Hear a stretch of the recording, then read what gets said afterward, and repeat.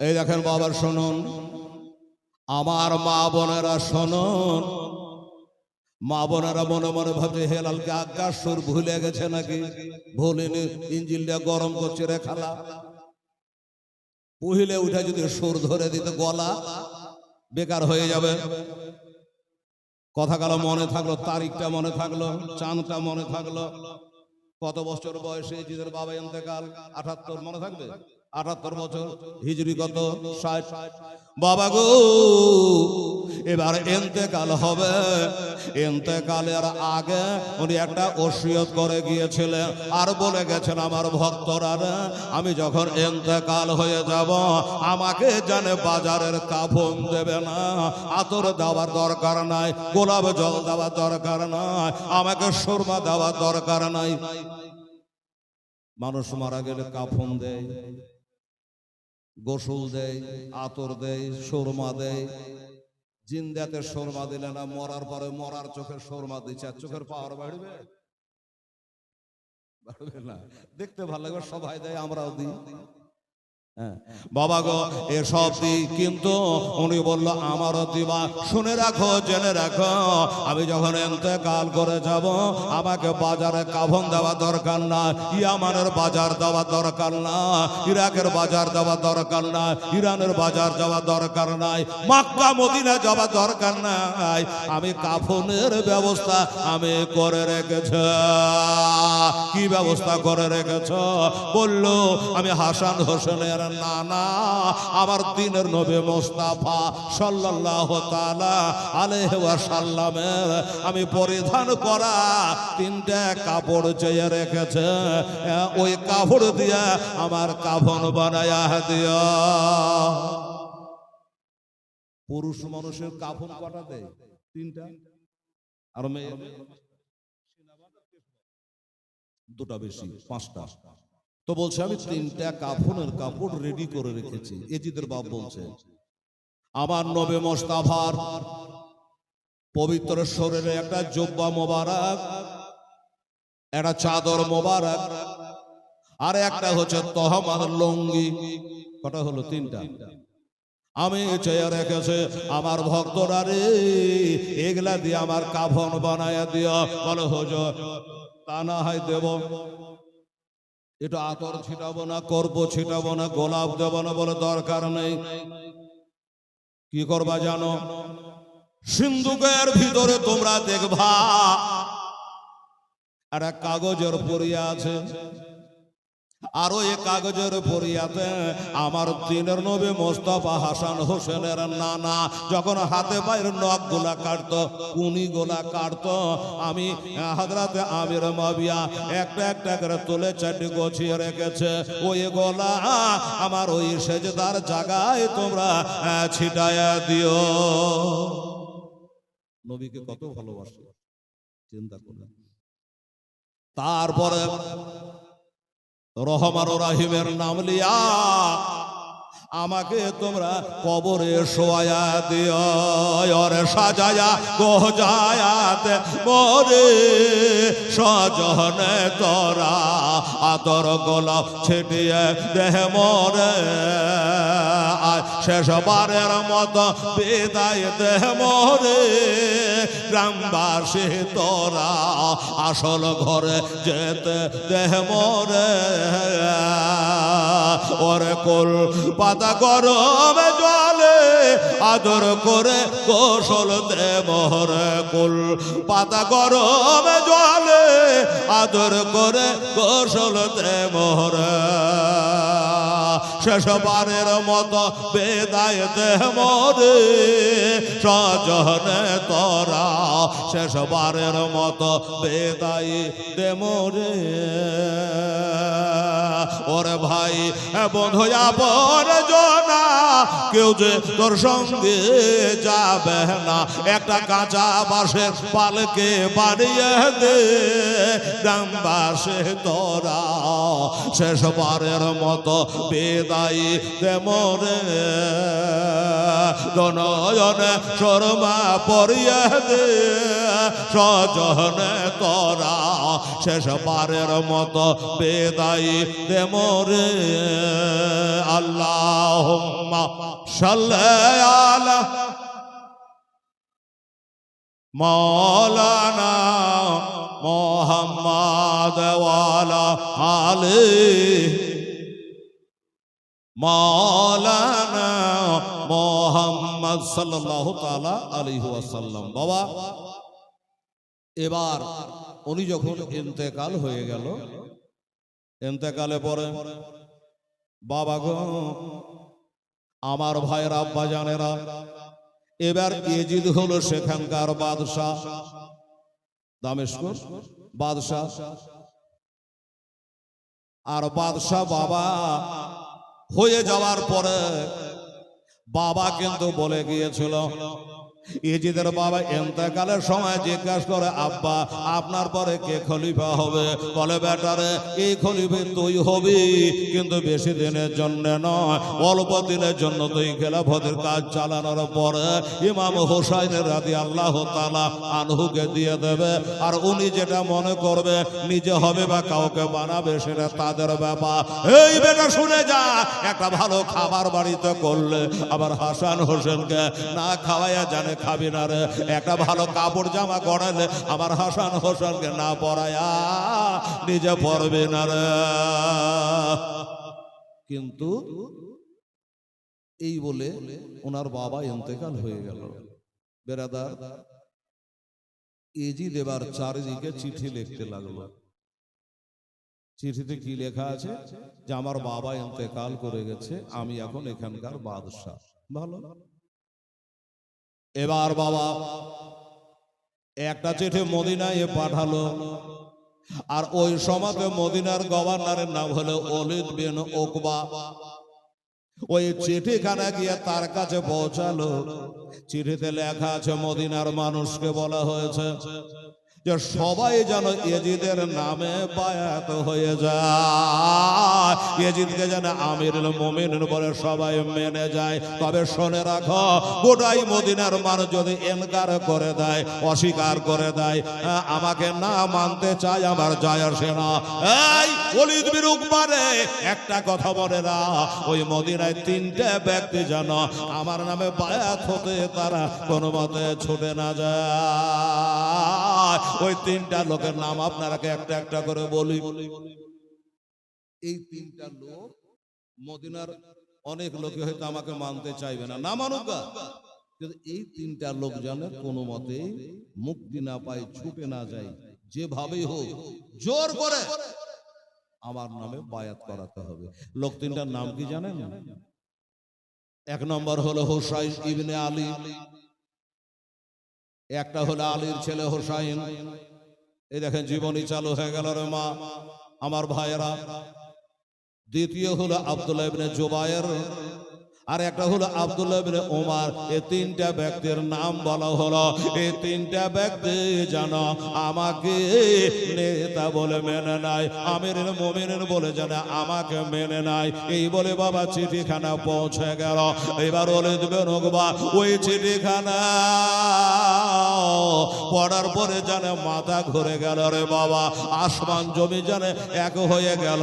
এই কারণে যে আমার দয়ার নবী মায়ার নবী রহমতুল আলামে আর তিনার নাতে হাসান হোসেন ইয়েজিদের হাতে হাত দিবে কি করে, আর বায়াতি বা হবে কি করে?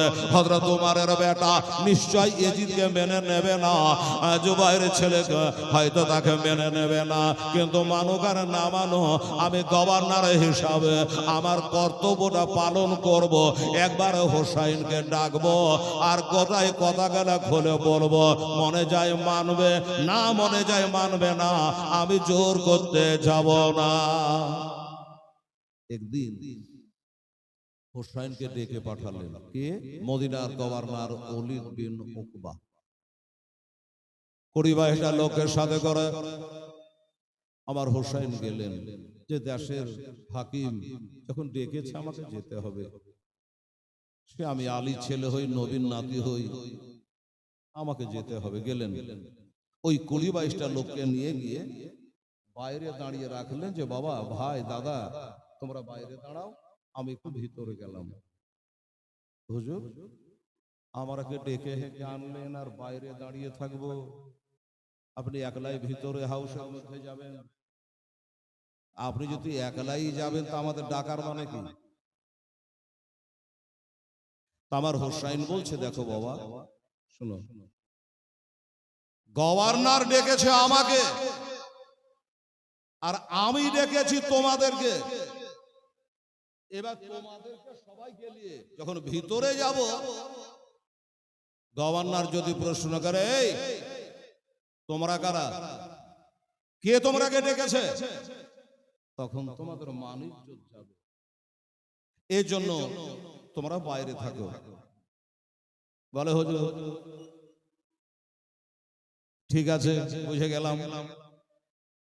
ইমাম হোসাইন রাদিয়াল্লাহু তাআলা আনহু ভিতরে যাবার সময় বলে গেলেন, বাবারা, ভাইরা, আমি তো ভিতরে গেলাম, ভিতরে যদি কোনো হই হাল্লা শুনতে পাও, গন্ডগোল শুনতে পাও, একটু দয়া করে তোমরা, আমি নবীর নাতি মনে করে, মা ফাতেমার বেটা মনে করে, আমি আলীর ছেলে মনে করে একবার তোমরা ভিতরে আসিও, এখনো তোমরা বাইরে দাঁড়াও। বাবারা, আমার মা বোনেরা, ওই লোকগুলোকে বাইরে দাঁড় করিয়ে দিয়ে আমার হোসেন একাই বাবা ভিতরে গেলে, ইবনে জিয়া ওই কি বলে ওলীদ বিন উকবার সঙ্গে দেখা হলো।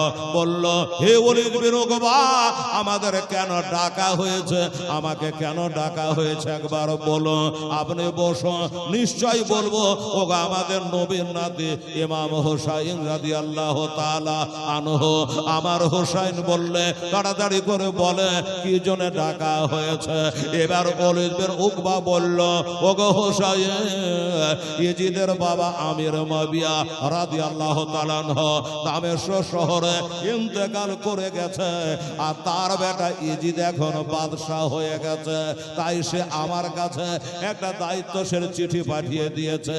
ওই চিঠিতে লেখা আছে, হোসাইন, ইজিদের নামে আপনাকে বায়াত হতে হবে। তাই আপনার মতামতটা জানার জন্য ডেকেছি। হোসাইন খুব জ্ঞানী মানুষ, আমার মতো মেজাজি হলে কি বলতো, যে আমি আলীর ছেলে, নবীর নাতি, আর আমি যাব ওই এজিদের হাতে হাত দিয়ে মুরিদ হতে, এটা হয়?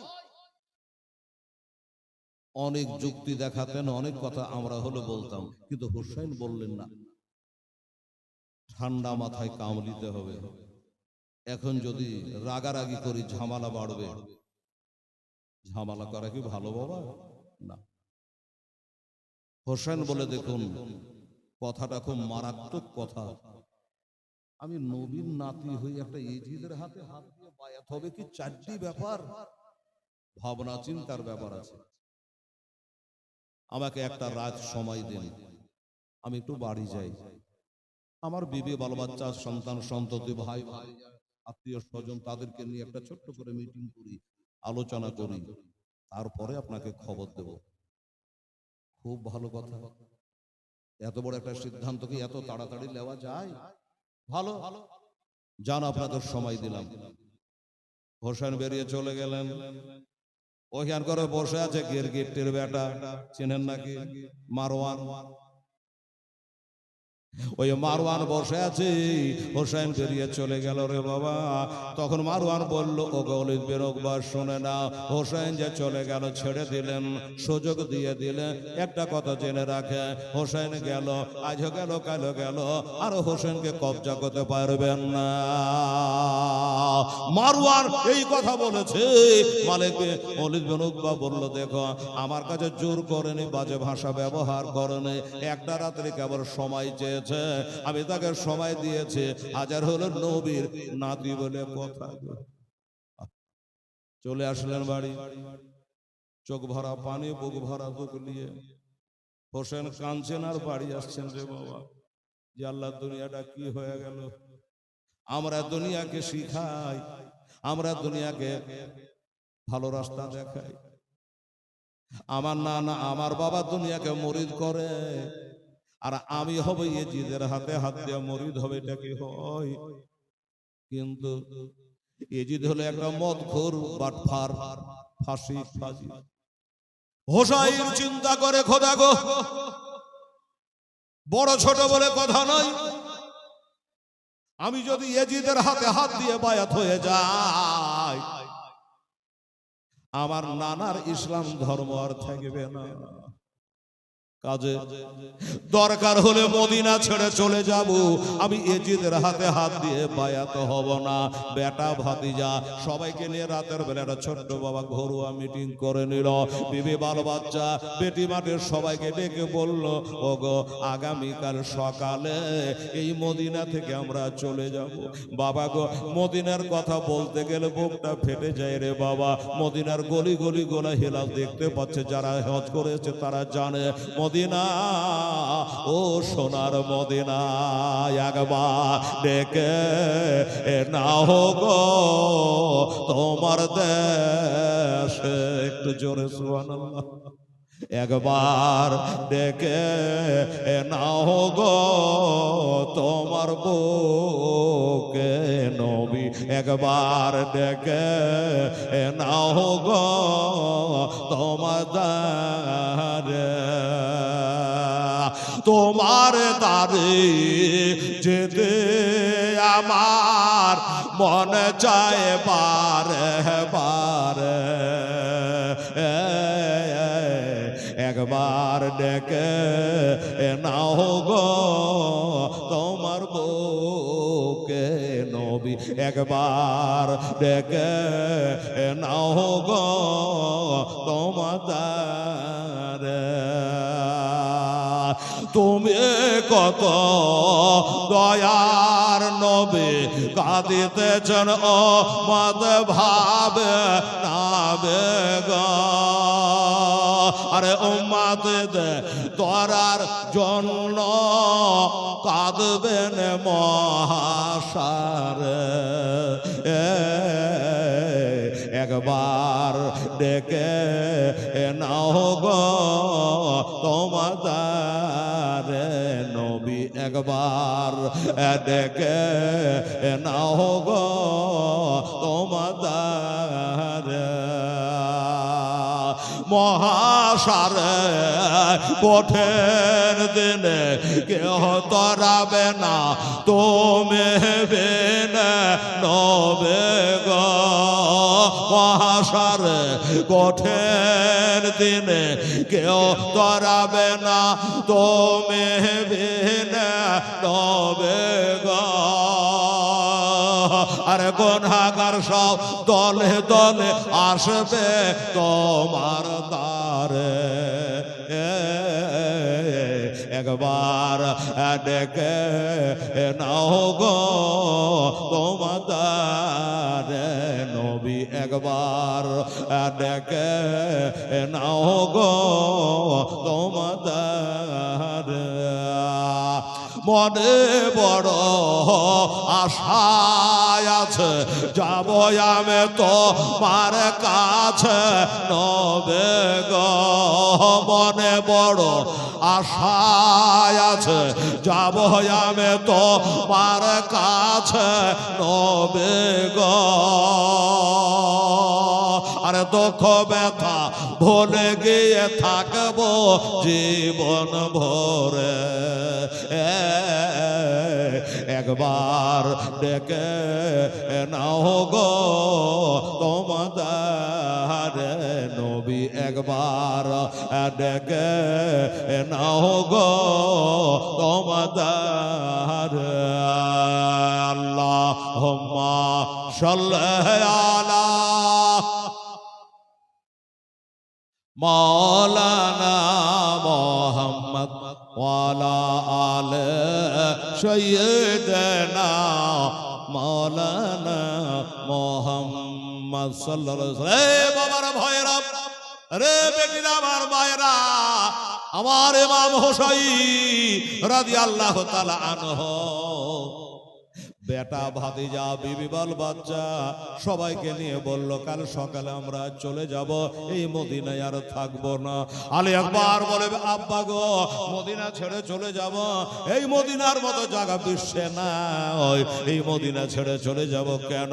বলে বেটা এই মদিনায় যদি যুদ্ধ করে রে বেটা, ওই মদ ঘরে দলেরা, ওই শরাবের দলেরা, এজিদের দলেরা, তাদের দিলে দয়া নাই মায়া নাই, আমার নানার রওজাটাকে ভেঙে দিতে পারে। আমার মা ফাতেমার কবর আছে মদিনায়, ওই জান্নাতুল বাকিতে ভেঙে দিতে পারে। আমার বড় ভাই হাসান বিস্পানে শহীদ হয়েছে, তার কবরটাকে ভেঙে দিতে পারে।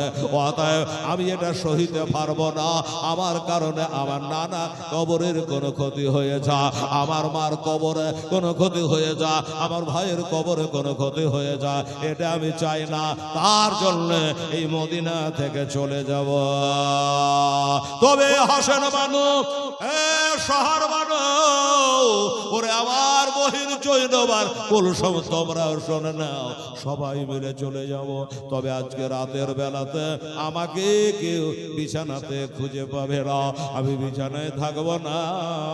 বলে আব্বা গো, আলী আকবর বলছে আব্বা আজকে কাল সকাল বেলায় চলে যাবেন মদিনা থেকে, অথচ রাতের বেলা আপনাকে বাড়িতে পাওয়া যাবে না, বিছানায় পাওয়া যাবে না। কেন পাওয়া যাবে না?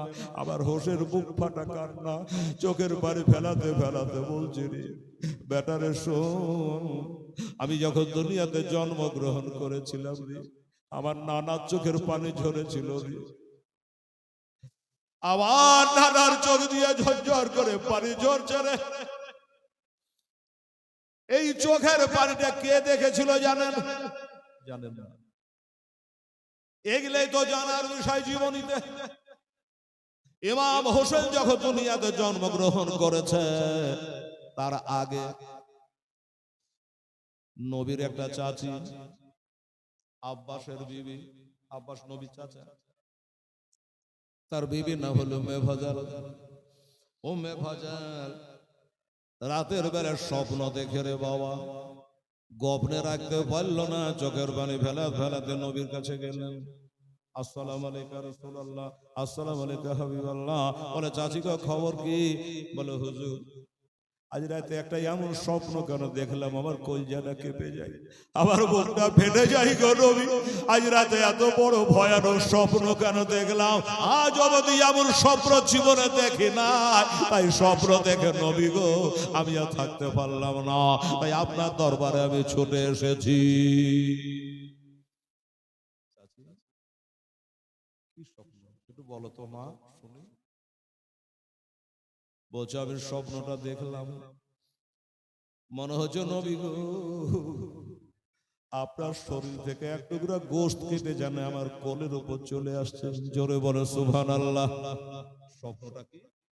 এক টুকরো গোশত কেটে জানে আমার কোলে চলে আসছে। তাহলে আপনার শরীরে গোশত কাটা যদি আমার কোলে চলে আসে তো ভয়েরই ব্যাপার, কাটাকাটি। হুজুর এইটা স্বপ্ন কেন দেখলাম? আমার নবী মিচকি হেসে বলে চাচি ভয়ের কোনো কারণ নাই, ভয়ের কোনো কারণ নাই। তোমার স্বপ্নটার মানে হলো এটা, আমার বিটি ফাতেমার পেটে থেকে একটা বেটা পয়দা হবে, নাম তার হোসেন। স্বপ্নের মানে বলছে, ভয়ের কোনো কারণ নেই। আমার বেটি ফাতেমার পেটে থেকে একটা বেটা পয়দা হবে, তার নাম হবে ইমাম হোসাইন।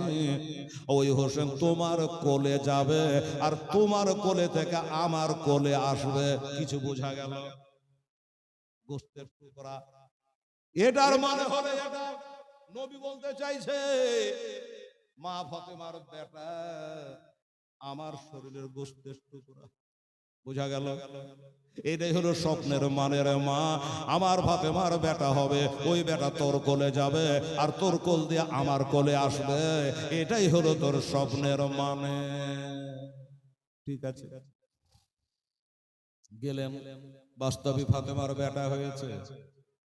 নবীর চাচু মেভাজাল কোলে নিয়েছে, সাইজ করে লাইন করে বলছি কথা, এনে নবীকে দিয়েছেন। নবী আমার কোলে নিয়েছেন, ডান কানে আজান, বাম কানে তাকবীর দিয়েছেন, একটু মুখে লালা, জিভাটাকে বার করে নাতিকে চুষিয়েছেন। বাবা গো, হোসেনকে কোলে নিয়েছেন, আদর করছেন, সোহাগ করছেন। কিছুক্ষণ পরেই আমার নবীর চোখ দিয়ে ঝরঝর করে পানি ঝরছে। বলে ইয়া রাসূলুল্লাহ, নবী গো, আপনার নাতিকে কত ভালোবাসছে, এত আদর করেন গো। আজান দিলে, তাকবীর দিলে জিভা চুষালেন গো নবী। এত কিছু করার পরে আপনি কাঁদেন কেন? নবী বলে ইন্নী আরা মালা তারাওনা ওয়া ইন্নী আসমাউ মালা তাসমাউনা। আমি যা দেখি তোমরা দেখতে পাও না, আমি যা শুনতে পাই তোমরা তা শুনতে পাও না। শোনো, আমি কেন কাঁদলাম জানো? এই মাত্র আল্লাহর একটা ফেরেশতা আমার কাছে এসেছিল, নাম তার জিবরাইল আলাইহিস সালাম। জিবরাইল আলাইহিস সালাম এসে বলে, নবী গো, ইয়া রাসূলুল্লাহ, এমন একটা খবর এনেছি গো নবী। এই খবর খানায় আপনাকে দিলে আপনার চোখের পানি থামবে না গো নবী। যে হোসেনকে এত আদর করছেন, এত সোহাগ করছেন, চুমা খাচ্ছেন, জেনে রাখেন আপনার এই মহব্বতের হোসেনকে আপনার উম্মাতেরা ইরাক দেশের কারবালাতে শহীদ করবে। নবী বলে, জিবরাইল রে, কেবল আমার নাতি দুনিয়াতে এলো, আরে কোন খবর দিলে রে জিবরাইল? বলে, নবী, ইয়া রাসূলুল্লাহ, আপনি যদি বিশ্বাস না করেন, আমি গেলাম কোথায়? যেথায় আপনার নাতি হোসেনকে শহীদ করবে গো। রক্ত গল গল করে বের হবে, হাত পা বাড়াবে গো। যে কারবালায় ওই জায়গার এক মুষ্টি লাল মাটি এনে নবীর হাতে দিয়ে দিল।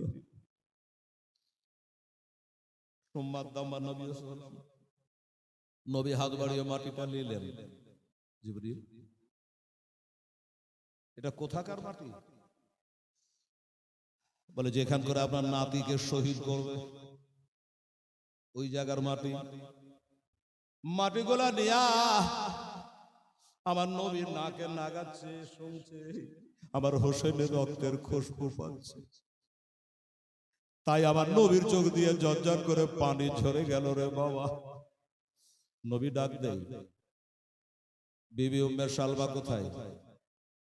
উম্মে সালমা কি? নবীর বিবি, আমাদের মা। এই বিবি উম্মে সালমা। জি হুজুর, তুমি আসো। নবীর বিবি হলো 11টা, বাবু হলো 4টা, টোটাল 15টা। আপনারা বলবেন, হেলাল রে, 11টা বিবি 4টা বাদির ভিতরে কাউকে না ডেকে উম্মে সালমার নামটা ধরে ডাকলেন। কারণ কি? কারণটা বলে দিয়ে আপনারা শুনেলেন। ডাকলেন, উম্মে সালমা দৌড়ে আসলো। হুজুর বলেন, নবী গো বলেন, স্বামী গো বলেন। লাও, কি দিব হুজুর? আরে লাও তো বিলা, আমি যা দিচ্ছিলাম। উম্মে সালমা এমনি করে কাপড় পেতে দিয়েছে। কি জিনিস দিবে হাতে করে, কেমন করে নিব? এমনি করে কাপড়টা পেতে দিয়েছে। হুজুর দেন। আমার নবী ওই কাপড়ের উপরে ওই ইরাকের লাল মাটি, আমার হোসেনের কুরবানি গাহার মাটি, ওই কাপড়ের উপরে দিয়ে দিলেন, মাটিগুলোকে জড়িয়ে নিলেন। আর নবী বললেন, শোনো উম্মে সালমা রে, এই মাটিগুলা তুমি নিয়ে যাও, খুব হেফাজতে রাখো। হুজুর, এটা কোন মাটি? বলে, আমার হোসেনকে শহীদ করবে আমার উম্মতেরা, ওই জায়গার মাটি। ঠিক আছে হুজুর। হুজুর, মাটিগুলা কি করব? আমার নবী বলে, মাটিগুলা নিয়ে যাও, একটা বোতলের মধ্যে ভরে রেখে দিবা, আর ওই বোতলে ভরে রেখে দিবা। যেদিন দেখবা এই মাটিগুলা রক্তের আকার ধারণ করেছে, মাটি আর মাটি নাই, গোল গোল করে মাটিগুলা গলে রক্তের আকার ধারণ করে বোতল ভর্তি হয়ে গেছে, সেদিন জেনে নিও আমার নাতি হোসেন আর দুনিয়াতে, সেদিন আমার হোসেন আর থাকবে না রে। সেই দিন আবার হোসেন শহীদ হবে রে বিবি। বিবি উম্মে সালমা চোখের পানি ধরে রাখতে পারলো না। হুজুর এটা কি বললে? বলে হ্যাঁ সত্যি কথা।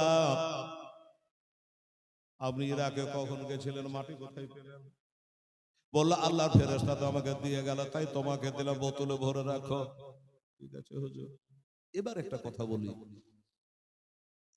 অন্য বিবিকে দিলেন না কেন? কেন দিলেন না জানেন? আমরা হলো সুন্নি মাসলাকে আলা হযরত হানাফি জামাতের লোক। আমাদের ঈমান আকীদা হলো নবী গায়েবের খবর জানেন। জি, আল্লাহ হচ্ছে আলিমুল গায়েব আর নবী হচ্ছে ইলমে গায়েব। আল্লাহর ইলম হলো জাতি আর নবীর ইলম হলো আতাই। গায়েবের খবর জানতেন নবী, তাই নবী বলল যখন আমার হোসেন কারবালাতে শহীদ হবে, হিজরি থাকবে 61 হিজরি, মনে রাখবেন 61 হিজরি। ওই সময়তে আমার বিবি উম্মে সালমা ছাড়া আমার কোনো বিবি বেঁচে থাকবে না। এবার আপনারা জ্ঞানী গণী মানুষ এবার ভাবেন তো, যদি বাঁচাই না থাকে ওকে মাটি দিয়ে দেখবে, মাটি গলা যে রক্ত হয়ে গেছে কে দেখো তো দুনিয়াতে নাই। আমার নবী দেখলেন তার ওই চোখ দিয়া আমার হোসেন শহীদের সময়তে আমার বিবি উম্মে সালমা ছাড়া কেউ থাকবে না, কাজে অন্যরাকে মাটি দিয়ে লাভ হবে না, মাটি রক্ত হবে, এরা দুনিয়ায় থাকবে না, তো দেখবে কেনা। তাই বিবি উম্মে সালমাকে মাটি গলা দেওয়া হলো। যাই হোক বাবা, তাই হোসেন বললেন যে আজকে রাত্রে আমাকে পাবা না, আর হয়তো মদিনায় আমি আসবো না। আসা উনি আজকে রাতের বেলাতে এসে নামাজের পরে আমি একটু যাব আমার নানার রওজা পাকটা একটু সালাম করব। আমার মার কবরটা বেশি দূরে নাই হাজী সাহেবেরা, একবারে সামনে জান্নাতুল বাকি, ওইখানে আমার মা শুয়ে আছে, আমার ভাই শুয়ে আছে, দাদা শুয়ে আছে, ওই কবরগুলো একটু জিয়ারত করে নেব। তারপরে ফজরের নামাজ জামাতের সঙ্গে আদায় করব। এই আলী আকবার, ওই বেটা জয়নুল আবেদিন ভাতে যাবল কাছে, তোমরা সব তৈয়ার থাকো, আমি একটু জিয়ারত করে আসে। এই কথা বলে বাবা আমার হোসেন চলে গেলেন রে বাবা। নবীজি রওজা আতাহারে গিয়ে আসসালামু আলাইকা ইয়া রাসূলুল্লাহ, আসসালামু আলাইকা ইয়া হাবিবাল্লাহ। নানা গো, আমি আপনার নাতি হোসেন আজকে জীবনের শেষ সালাম দিতে এসেছি। এটাই হয়তো আমার জীবনের শেষ সালাম, আর কোনোদিন আপনাকে সালাম দিতে আমি পারবো না। এই মদিনা থেকে আমি চলে যাব নানা, আর মদিনায় যদি না আসতে পারি তাহলে আপনাকে সালাম দেবে কে?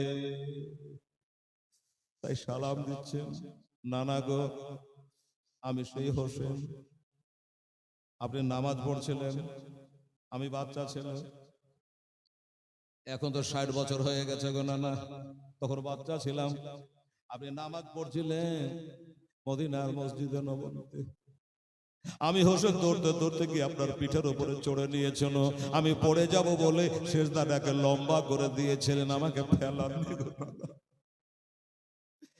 আমি সেই হোসেন গো নানা, আপনার উম্মাত অত্যাচারের সাহাবীর বেটা ইজেদের অত্যাচারে আজকে সেই মদিনা ছেড়ে চলে যেতে হচ্ছে নানা। তবে নানা গো, আপনি এসেছেন মক্কা থেকে মদিনা, আমাদের নবী জন্ম মক্কায় চলে গেলেন মদিনায়, হোসেন তাই বলছে আপনি মক্কা থেকে এসেছেন মদিনায়, আর আমি যাচ্ছি মদিনা থেকে ওই ইরাক কারবালায় চলে যাচ্ছে, একই বলে মক্কা শরীফে চলে যাচ্ছি গো নানা। আমার হয়তো এটাই জীবনের শেষ সালাম। অনেক কথা বলার আছে বাবা, আমি আর ঘনা তুলতে যাব না। এমনি করে নানা রওজায়ে পাকে সালাম করলো, সালাম করলো, এটা আওয়াজ হলো রওজায়ে পাক থেকে। এই আমার নাতি হোসাইন, আমি জিন্দা নবী মুস্তাফা, ওরে হোসেন তুমি যাও কারবালায়, তুমি যুদ্ধ করবে কারবালায়, হক বাতিলের লড়াই হবে রে হোসেন, আমি নবী মুস্তাফা তোমার যুদ্ধ দেখতে কারবালায় আসবো রে। জোরে সুবহানাল্লাহ। জিন্দা নবী, হায়াতুন নবী। আবার যাও। আর হুসাইন বলল ঠিক আছে, সময় যাচ্ছে, ফজরের টাইম চলে আসবে। ওই গা থেকে ঢুকিয়ে মা, দরদিনী মা, মার কবরের কাছে গেল। হাজী সাহেবারা দেখেছে সদর গেট দিয়ে মদিনার জান্নাতুল বাকি। ওই জান্নাতুল বাকিতে ঢোকার পর আমার মা ফাতেমার কবর কারাগু, ওই কবরের গোড়ে গিয়ে আবার বসে কাঁদছে। বাবা ওরে মায়ে রওজার জালে দরে, জোরে বলে সুবহানাল্লাহ। হায় হায়, মায়ে রওজার জালে দরে বড় হয় না, কেঁদে বলে বিদায় দেন গো মা জননী, আজ কারবালায় যাচ্ছে চলে, কারবালায় যাচ্ছে চলে, আজ বিদায় দিতে মা জননের, বিদায় দিতে মা জননের, বহে যাই চোখের পানে মা ফাতেমা জনন, আজ তোমার হোসায় বাঁচাতে দেন, ওই কারবালাতে হবে কুরবানি মা ফাতেমা জনন। বিবি জয়নব আরজ করে ইমাম হোসাইন আরজ করে, বিবি জয়নবের দরে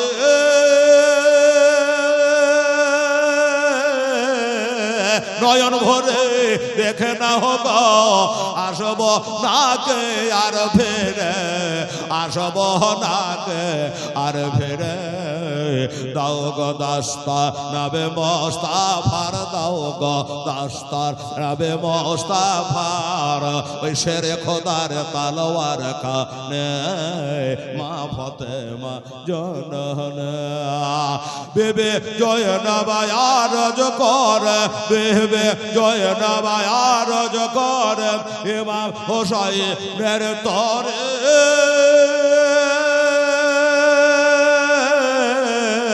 মুসিবতে সাদকা দিলে রহম করে আল্লাহ তারে, রহম করেন আল্লাহ তারে, অন মোহাম্মদ করছে ফরিয়াদ, ওই কারবালাতে হবে কুরবানি মা ফাতেমা জনন, আজ তোমার হোসাইন বাঁচাতে দেন, কারবালাতে হবে কুরবানি মা ফাতেমা জনন।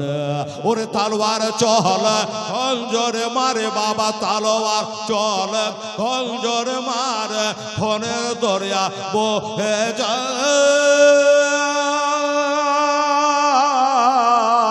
মাসুম বুকে তেরে মারে হলো, আলিয়াস গানের কোলে যায়, আলিয়াস গানের কোলে যায়, পান করিতে হাউজে কাউসার, পান করিতে হাউজে কাউসার, জান্নাতে গেলেন তিনি মা ফাতেমা জনন, আজ তোমার হোসাইন বাঁচাতে দেন, কারবালাতে হবে কুরবানি মা ফাতেমা জনন। ইমাম হোসাইন শহীদ হয়ে, ইমাম হোসাইন শহীদ হয়ে ইসলামকে করেন জিন্দা,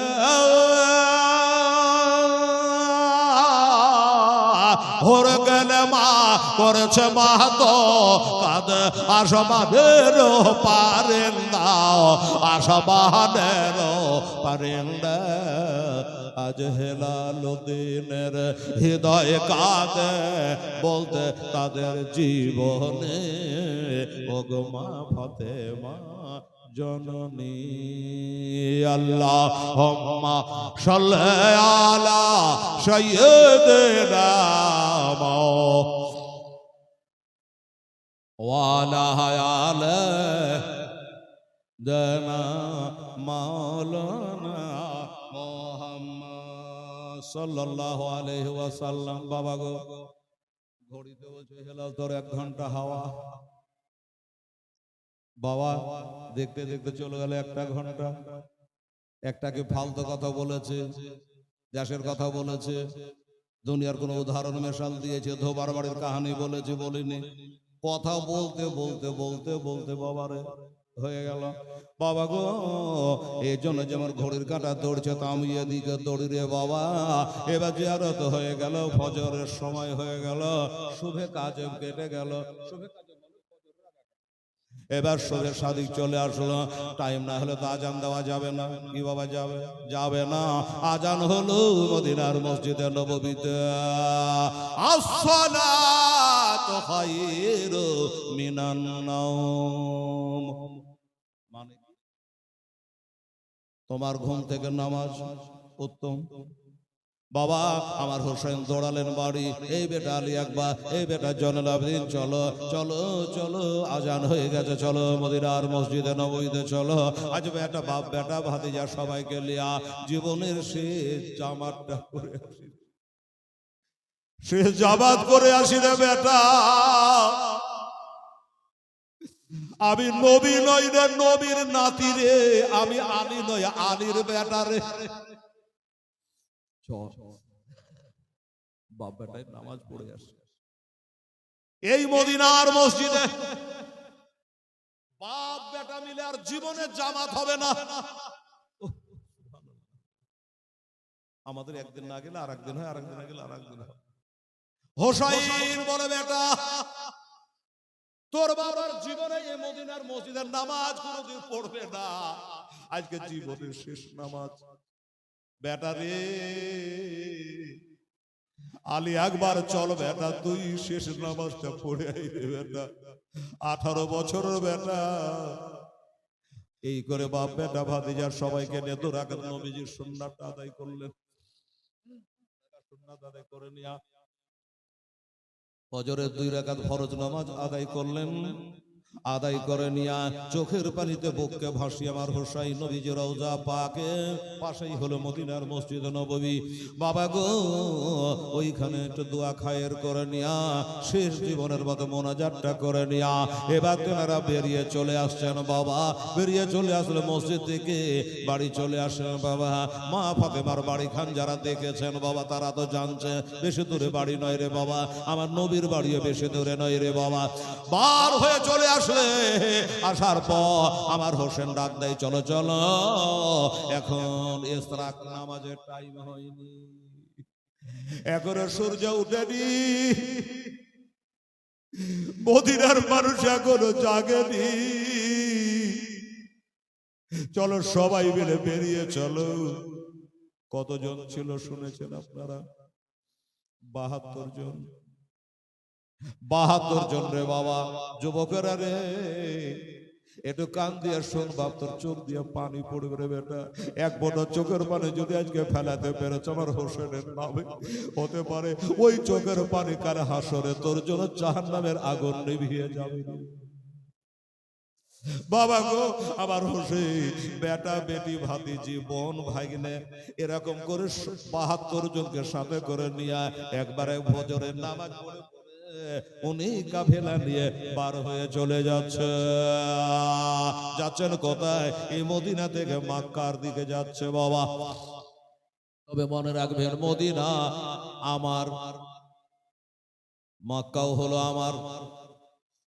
ও মুসলমানেরা, যখনই বাড়ি থেকে বের হচ্ছে ওই দৃশ্যখানা বাবার মোবাইলে তোলা নাই, আমার খালারাকে বেটিরাকে বহিনগুলাকে করে দেখাই। ওই সময় মোবাইল ছিল না, ওই সময়তে বাবা ধরে রাখার উপায় ছিল না। অবশ্য কেতাবে লেখা আছে বাবা, যখন আমার হোসেন বাড়ি হানে বেরিয়ে চলে যাচ্ছে রে বাবা, আমার মা বোনেরা 72 কে নিয়ে যখন বাড়ি থেকে বের হয়ে যাচ্ছে, আমার হোসেনের একটা আর বেটি ছিল রে বাবা, ওই বেটিটার নাম হইল সগরা খাতুন। 11 বছর বয়স, বেশি না, খুব একটা বড় না। 11 বছর মেয়ে শুয়ে আছে, তাকিয়ে তাকিয়ে দেখছে আমার মা চলে যাচ্ছে, বাবা যাচ্ছে,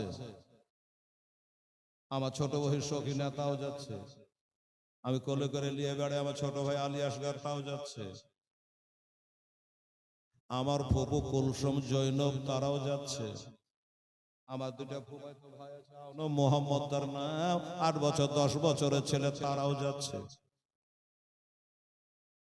কিন্তু খোদা গো আমাকে কেন আমার বাপ নিয়ে যাচ্ছে না, মা নিয়ে যাচ্ছে না, ব্যাপারটা তো কিছু বুঝি নাই। আর যাইছে তো যাইছেই বা কোথায় আমাকে জানতে হবে। আওয়াজ দিল সগরা খাত, আওয়াজ দেয় আব্বা গো, আব্বা গো, আব্বা গো বলে আওয়াজ দিয়েছে। আব্বাই হলো গার্জেন, মাকে বলে লাভ হবে না, ভাইকে বলে হবে না, ফুপুরাকে বলবে যেহেতু আমার আব্বা বেঁচে আছে, গার্জেন মাথা হেড। আমার আব্বাকে আগে বলি আব্বা গো কি হলো আব্বা এত ভোরে ভোরে সকালে নিয়ে উঠে চলে এসেছেন গো আব্বা? কোন দেশে যাচ্ছেন আব্বা? বলে বেটি এখান থেকে কম বেশি 400 মাইল দূর রে মা, 400 মাইল দূর। এই মদিনা থেকে আমরা মক্কায় যাচ্ছে আরব আহবার। এই মক্কায় আহবার ওরে মদিনা হইল সোনার দেশ। যেই দেশেতে শুয়ে আছে, যেই দেশেতে জেগে আছে, যিনি হইল নবীদের শেষ।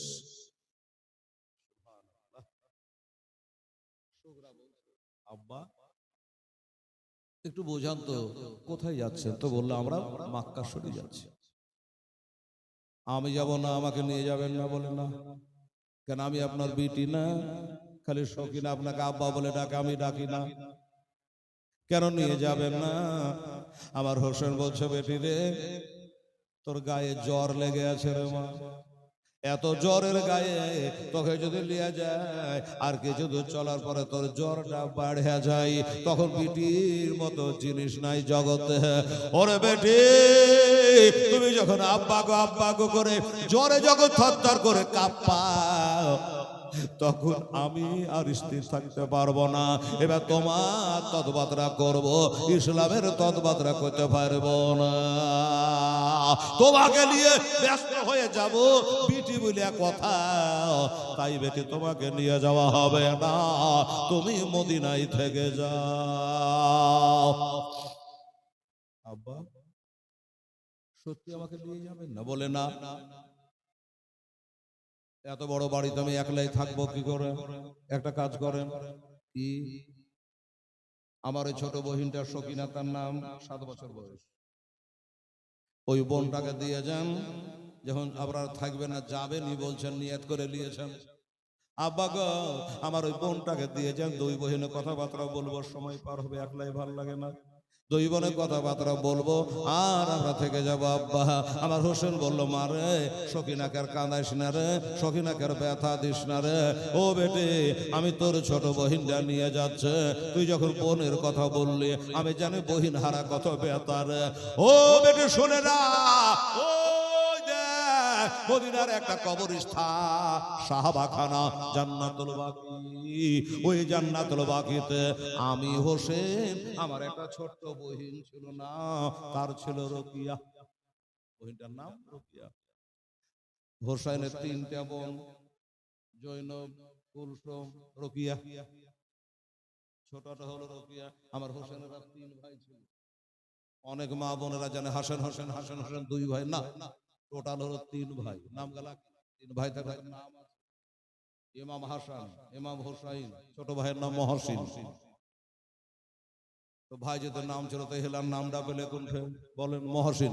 বাচ্চা কালে ছোট্ট ভাই ইন্তেকাল করেছিল, আর ওই বোনের মধ্যে ছোট বোন রোকিয়া ইন্তেকাল করেছিল। তাই হোসাইন বলছো বেটি রে সগরা যখন তোর বহিনের কথা মনে পড়বে আমার বহিনের কবরখানার কাছে যাস, আমি তোর বোনটাকে নিয়ে যাচ্ছি রে, আর আমার ছোট বহিনের কবরটা তোকে মদিনায় দিয়ে গেল রে। কি বলবে? আর কিছু বলতে পারে না। আচ্ছা ঠিক আছে আব্বা, হয়ে গেল। বহিনের কথা বলবো না, একটা কাজ করেন আব্বা। কি বললো? ওই যে 6 মাসের একটা বাচ্চা আমার আলিয়াসগা ছোট ভাই, ওকে আমি কোলে করে নিয়ে বেড়াই, গলি গলিতে নিয়ে বেড়াই, আদর করে সোহাগ করি। আমার ছোট ভাইটাকে দিয়ে যা, আমি আদর করব, সোহাগ করব, আমার টাইমটা পাস হয়ে যাবে। হোসেন বলল না, তোমার ছোট বোনকে রেখে ভাইকে রেখে যাব না, তোমার ছোট ভাইটাকে নিয়ে গেলাম আর মদিনার কবরস্থানে জান্নাতুল বাকিতে আমার ছোট ভাই মহসিনের কবরখানা তোমাকে দিয়ে গেলাম। আমার ছোট ভাই কবরখানা তোমাকে দিয়ে গেলাম। আর কি বলবে বাবা, বলার কিছু নেই। ঠিক আছে জান আব্বা। এবার ডাক দিয়ে বলল, আব্বা গো আর কিছু বলবো না, একটা কাজ করে, একটা কাজ করেন আব্বা, সবাই আপনারা চলে যান, তবে আমার গর্ভধারিণী মা, আমার মা বিবি, আমার মাকে রেখে যা, আমার মাকে রেখে যা। কারণ আমার গায়ে জ্বর, আরে জ্বরের গায়ে আমাকে কে দাওয়া ওষুধ খাইয়ে দেবে? আমার মাথায় একটু পানি ঢালবে কে? মার মতো দরদি কেউ নেই, আমার মাকে রেখে যান। হোসেন বললেন না, তোমার মা বেরিয়ে গেছে, রাস্তায় হাঁটতে আরম্ভ করেছে, ওই কি বলে, তোমার মাকে রেখে যাওয়া যাবে না। তবে বেটি রে, তোমার মাকে তুমি মা বলে ডাকো, আর কেহ ডাকে না। তবে শোনো, মার বদলে একটা মা তোমাকে দিয়ে গেলাম। হিন্দু, মুসলমান, জৈন, খ্রিস্টান, ইরানি, তোরানি, মাক্কি, মাদানি, ছোট বড় ছেলে আর মেয়ে, নামাজি, বেনামাজি, সারা জগৎ যাকে মা ফতেমা বলে ডাকে, যাকে মা ফতেমা বলে ডাকে, ওই মাকে দিয়ে গেলাম মদিনায় কবরে। আর আমি তোমার মাকে নিয়ে গেলাম, ও বেটি, আর মায়ের কথা তুলবা না। সুগরা খাতুন বলল, আচ্ছা ঠিক আছে আব্বা, হইয়া আর কিছু বলবো না, আপনারা যা, এমনি করে চলে যাচ্ছে রে বাবা। ও ভাইরা বাবারা, তাহলে মা গেল, বোন গেল, ভাই গেল, বাবা গেল, সবাই চলে গেল। সুগরা বলে, আব্বা আমি আজ থেকে তাহলে আর আব্বা বলে ডাকতে পাবো না। হ্যাঁ গো আব্বা, কোনোদিনই আমাকে নিয়ে যাবেন না, চিরদিন মতন একলাই করে চলে যাচ্ছেন গো। আমার হোসেন বলল, বেটিরে আল্লাহ আল্লাহ কর, দোয়া কর মা, আল্লাহ যদি কোনো সুযোগ দেয় তোর ভাই আলী আকবরকে পাঠিয়ে তোকে নিয়ে চলে যাবে, রাখবো না। ওরে বেটি, 1 মাস পরে তোর ভাই আলী আকবরকে পাঠাবো, তুই আলী আকবরের সঙ্গে চলে আসিস রে মা। ঠিক আছে আব্বা। তবে আব্বা গো, তাহলে এই কথাই রইল। এবার কাফেলা চলে গেল। একটা কথা বলি আপনাদের ভাইরা, মা বোনেরা, আপনারাও মনে মনে গাছে হেলাল রে, একটা 11 বছর মেয়ে তো খুব একটা বড় হয় না। এই 11 বছর মেয়েটাকে এত বড় বাড়িতে একলাই কার কাছে রেখে গেল? এই কার কাছে রেখে গেল কথাটাই মনে ঘুরছে। শুনে রেখে দেন, কার কাছে রেখে গেল? বাবা, ওই যে বাবা মাটি, নবী আমার মাটি দিল যে বিবি উম্মে সালমাকে। আমার হোসেন বলে, নানি গো, আমার কোরবানি গায়ের মাটি তোমাকে দিয়ে গেছে আমার নানা, আর আমি তোমাকে আমার একটা বেটির সুগরাকে দিয়ে গেলাম। ইসলামকে বাঁচাবার জন্য আমি চলে যাচ্ছি গো নানি, আমার এই বেটির সুগরা খাতুনকে একটু তুমি দেখিও। বুঝে গেলেন? বিবি উম্মে সালমার কাছে রেখে গেলে বার হয়ে আসছে, ভাই আব্দুল্লাহর সঙ্গে দেখা। আব্দুল্লাহর সঙ্গে দেখা। আব্দুল্লাহটা কি? বাবা আব্দুল্লাহ বিন আব্বাসের ছেলে আব্দুল্লাহর সঙ্গে দেখা। আব্দুল্লাহ হলো হুসাইনের কি বলে চাচাতো ভাই। ও বাবা, চাচাতো ভাই বটে, ভগ্নিপতিও বটে। জৈনবের সঙ্গে তার বিয়ে হয়েছিল, ওনার সঙ্গে দেখা। বলল, ভাই আমি চলে গেলাম, তুই আমার ভগ্নিপতিও বটে, চাচাতো ভাই বটে। এই আব্দুল্লাহ, আমি চলে যাচ্ছি রে, আমার বেটির সুগরাকে অসুস্থতার কারণে রেখে গেলাম, একটু তুই দেখভাল কর। এই কথা বলে রেখে দিয়ে চলে গেলেন। বাবা সুগরা দেখলো যে না, আমি একটা কাজ করি, রাগ করে যদি আমি বিছানায় শুয়ে থাকি রাগই পাবো, মাকে পাবো না। তো সুগরা মনে করলো যে আমি একটু দরজার কাছে দাঁড়িয়ে একবার মা বলে ডাকি, যদি আমার মা দিলে দয়া হয়, আর একবার যদি ঘুরে আসে আর আমার গা খানে একটু হাত বলিয়ে দেয়, তাহলে মার হাত বলে কথা, আমার জ্বর কমে যাবে, আমার যন্ত্রণা কমে যাবে, ব্যথা কমে যাবে। এই মনে করে একবার দরজার কাছে এসে মা বলে আওয়াজ করেছে। মা বলে যেমনি আওয়াজ করা বাবা, মায়ের কানে আওয়াজটা পৌঁছে গেছে। মা থমকে দাঁড়িয়ে গেল, একবার পিছন দিকে তাকিয়ে দেখলো ওই তো আমার বেটি শুকরা খাতুন গেটের কাছে দাঁড়িয়ে দাঁড়িয়ে মা মা করে ডাকছে। বাবা, মা বোনেরা, আমার শুকরা খাতুনের আম্মা জান আমার হোসাইনকে বলল, স্বামী গো, আপনার পদতলে আমার বেহেশত। নবীর নাতি বলে কথা, আপনি মা ফাতেমার বেটা, আপনি বেজার হলে আলী বেজার হবে, আলী বেজার হলে নবী বেজার হবে, নবী বেজার হলে আমার আল্লাহ বেজার হবে। ও স্বামী গো, একটা কথা বলি, আমাকে একটু সময় দেওয়া যাবে না? কিসের সময়? কিসের সময়? বলে হুজুর, পিছন দিকে একবার তাকিয়ে দেখেন আমার জ্বরে বেটিটা শুকরা খাতুন খালে দরজা দাঁড়িয়ে দাঁড়িয়ে মা মা করে ডাকছে। আমি মা 10 মাস পেটে বহে দিয়ে বেরিয়েছি, আবার সেই বেটি জ্বরে কাঁপছে গো, আমাকে মা মা করে ডাকে গো, আমার কলিজা ফেটে যাচ্ছে স্বামী গো, একবার যদি অনুমতি দিন, আমার এ হাত কাটলো দরদ, এ হাত কাটলো দরদ, যদি আমি স্বামী গো আপনাকে না বলে যায় স্বামী বেজার, আর যদি আমার বেটিকে না বলে যায় আমার বেটি বেজার, হুজুর আমি স্বামীকে বেজার করতে পারবো না, কারণ নবী বলেছে ইন্নার জান্নাতা তাহাতা দাবি যাও যাকে, বিবাহিতা নারীদের বেহেশত হইল তা আর স্বামীর পদতলে। হুজুর একবার অর্ডার দেন, আমি একটা দৌড় মেরে যাব, আর শুকরা খাতুনে চোখের পানিগুলো একটু আঁচল দিয়ে মুছিয়ে দেবো। আবার হোসেন বলছে যাও, আমি অর্ডার দিলাম যা, হুকুম দিলাম যাও। এই জন্য মা হারা কত ব্যথা আমি হোসেন জানি, আমি অনেক দিন আগে আমার মাকে হারিয়ে দিয়েছি, আর ওই মা হারা ব্যথায় আমি কাতর হয়ে আছে। আমার বেটি শুকরা খাতুন আজ তার মাকে হারাচ্ছে, ব্যথায় কাতর হয়ে গেছে গো শুকরার মা, তুমি তাড়াতাড়ি করে যাও, আর দেরি করো না, চোখের পানি গুলো মুছিয়ে তুমি চলে আসো। কাফেলা আস্তে আস্তে আস্তে আস্তে করে বাবা হাঁটছে, আর মা একটা দৌড় মেরে গিয়া তৎক্ষণাৎ বেটি খাটের উপরে শুয়ে গেছে, দৌড়ে গেল, আঁচল খানা দিয়া ওড়নি খানা দিয়া বিটির চোখের পানি গুলা মোছায় দিয়া এবার লম্বা করে বিটির গায়ে মা হাত বলিয়ে দিল। যেমনি হাত বলিয়ে দেওয়া অমনি জানে জ্বর 40 ডিগ্রি কমে গেল, গায়ের তাপটাও নেমে গেল, ব্যথা জানে শরীরের অনেকটাই কমে গেল।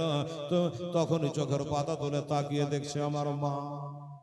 মা, মা গো, মা তুমি চলে এসেছ, আর বুঝি তুমি যাবে না? মা বলে বেটিরে আমি যাব, তোর কান্না দেখে, তোর চোখের পানি দেখে, তোর ডাক দেখে, হাঁক দেখে থাকতে পারিনি মা, তোর বাবার কাছে অল্পটুকু সময় নিয়ে তোর দিকে দেখবার জন্য এসেছে।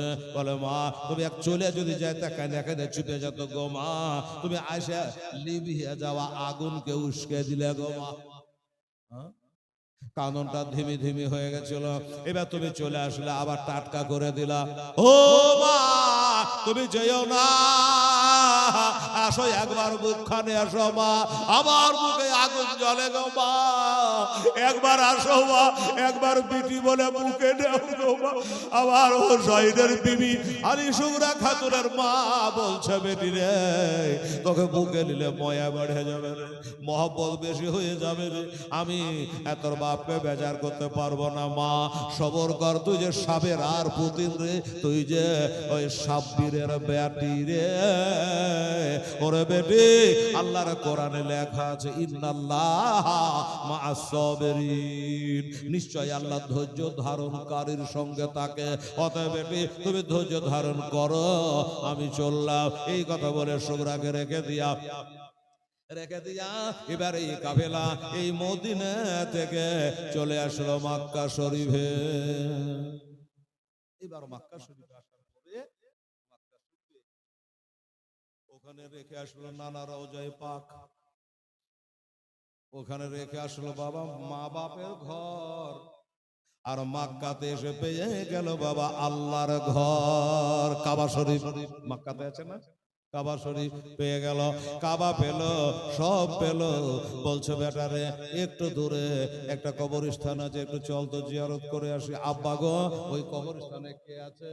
ওখান করে আমার নানি শুয়ে আছে রে, আমার নানি হযরতে খাদিজাতুল কুবরা রাদিয়াল্লাহু তাআলা আনহা ওই মক্কা শরীফের জান্নাতুল মুআল্লাতে শুয়ে আছে।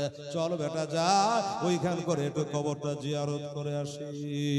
এই করে বাবা কবরখানা জিয়ারত করে নিয়া এই কাফেলা বাবা গো ওইখানে থাকতে লাগলো। বাবা বাবারা গেলেন কোন চাঁদে? শাবান চাঁদে, হালুয়া রুটির চাঁদে। হালুয়া রুটি এই জন্য তুন্ন যে মা বোনদের মনে থাকবে বেশি, হালুয়া রুটি কোন চাঁদে করে রে বাবু? শাবান চাঁদে।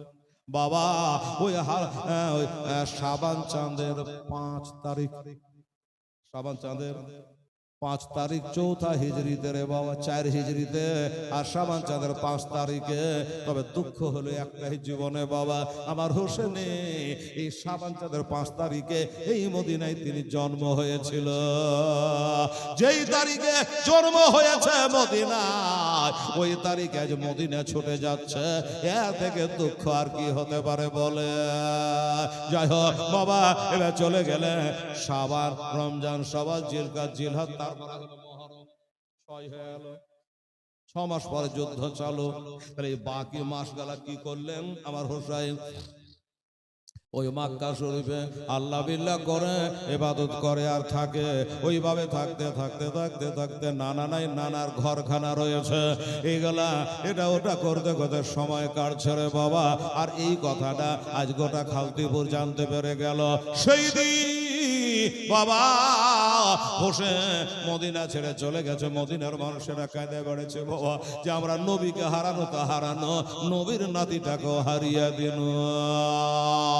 এই করে আমার ইমাম হোসেন চলে এসছে। এই খবরখানা কিন্তু বাবা কুফা শহরে পৌঁছে গেছে। এই খবর কুফা, ওই কুফার শহরে পৌঁছে গেছে।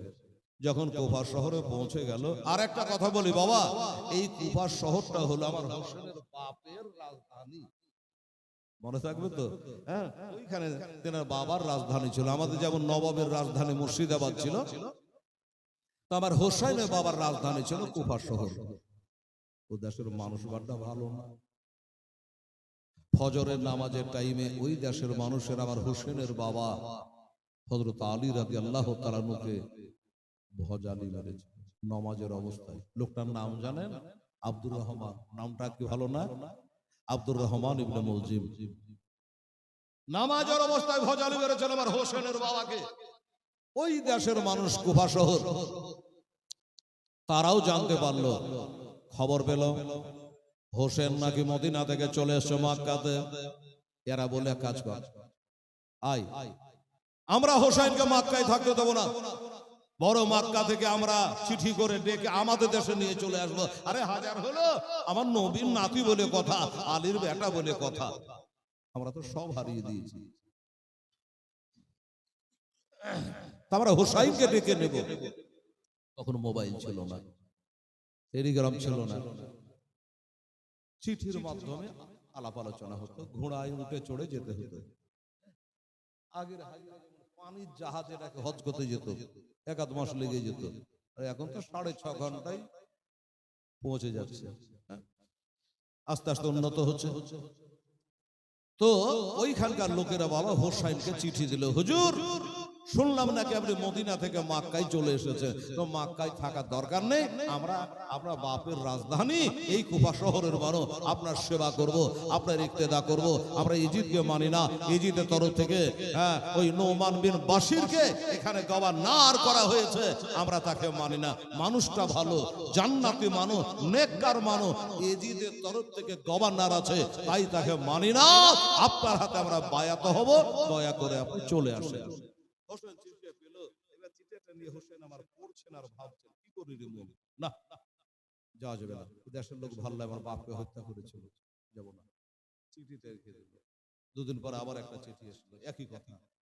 এই করতে করতে করতে এক গাদা চিঠি হয়ে গেল। বারবার ডাকছে, বারবার ডাকছে। একটা মানুষকে কবার ডাকে বলেন তো?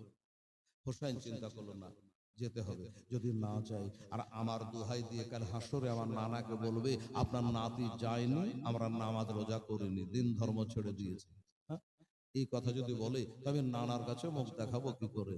তাই চিন্তা করলো চিঠি গালে নিয়ে 150 আনা চিঠি দিয়ে কোফায় ডাকে ধোকা দিয়ে তারা 150 আনা চিঠি দিয়ে কোফায় ডাকে ধোকা দিয়ে আবার তারা এসে শহীদ করে, তারা এসে শহীদ করে এ হল গোফের কোচর নীলাকাশায় লাল হইল যেন রক্তের বরণ এবার হসা এনে শহীদ হল তার নানার উম্মতের কারণ কারবালার ওহে মরর পরে ইমাম হোসেন লড়াই করে বাবা কারবালার ওহে মরর পরে ইমাম হোসেন লড়াই করে আবার 3 দিন ধরে না দায় পানে তারা 3 দিন ধরে না দায় পানে এজিদের ওই পদ কারণ নীলাকাশায় লাল হইল যেন রক্তের বরণ জালেমেরা ঘিরে ঘিরে তীর মারিল ইমামের জালেমেরা ঘিরে ঘিরে তীর মারিল ইমামের কাতর হালে ইমামে হোসেন কাতর হালে ইমামে হোসেন খোদাকে করে সর নীলাকাশায় লাল হইল যেন রক্তের বরণ ফারেশতারা আসিয়া বলে ইমামের 2 পদ তলে ফেরেশতারা আসিয়া বলে ইমামের 2 পদ তলে একটু হুকুম পেলে মোরা একটু হুকুম পেলে মোরা ধনিব তোলার মতো নীলাকাশায় লাল হইল যেন রক্তের বরণ কারবালার ওহে মরর বালে রক্ত বহে হলো লালে কারবালার ওহে মরর বালে রক্ত বহে হলো লালে কে শোনাবে হেলাল তার কাওয়ালে কে শোনাবে হেলাল তার জীবনে অন্তর ফেটে হয় চুর নীলাকাশায় লাল হইল যেন রক্তের বরণ এমা ওষা এনে শহীদ হল তার নানার উম্মতের কারণ আল্লাহুম্মা সাল্লি আলা সাইয়্যিদিনা মাওলানা মুহাম্মাদ ওয়া আলা আলিহি মাওলানা মুহাম্মদ সাল্লাল্লাহু আলাইহি সাল্লাম। বাবা 12টা পর্যন্ত যদি বলি আপনাদের রাত জাগরণ হয়ে যাবে না তো? হ্যাঁ বাবা এ ভাই বলছে কমিটির লোক তো বললো সবাই কমিটি আমরা বাহিরকার লোক কে হই না তো 12টার মধ্যে সব আজকে শেষ করবো। পহিলা রাত্রি আছে বেরাদার ইসলাম একটা জায়গাতে মাঝপথে গাড়ি বাঁধলে বাবারে সব দিকেরই অসুবিধা। এবার স্টেশনে গাড়িটাকে রেখে দিয়ে একবারে লক করে দিয়ে বাড়ি একবার কালকে 10টার সময় আল্লাহ যদি রাজি থাকে তাহলে লোক কালকে 10টার সময়। এবার এই চিঠিগুলাকে নিয়ে আমার হোসেন ভাবনা চিন্তা করছে না আমাকে যেতে হবে। এখন দুখান হয় তাহলে 150 খান চিঠি এখানে আছে। কেউ বলেছে 101 খানা, কেউ বলেছে 99 খানা, কেউ বলেছে 150 খানা। আল্লাহ রাসূল আলাম, আল্লাহ রাসূল ভালো জানে। এতগুলা চিঠি দিয়ে আমাকে যেতেই হবে। যাওয়ার জন্য প্রস্তুত, রেডি। এবার যাবে। সাহাবা কয়েকজন শিখ সমাত বা হায়াতে ছিলেন। তারা বলে হুজুর এই নবীর নাতি হোসেন গো, আপনাকে মাথা তাজ হিসাবে আমরা মানি, নবীর নাতি হিসাবে মানি, আর কোরআন বলেছে আপনাদের মানতে। আহলে বাইত কোথায় যাবেন বলে, আমি দেখো কুফা শহরে যাব, এতগুলা চিঠি লিখেছে আমাকে যেতেই হবে। তারা বলো না না, ও নবীর নাতি গো, ও আলীর ছেলে হোসাইন গো, ওই কুফা শহর যাওয়া হবে না,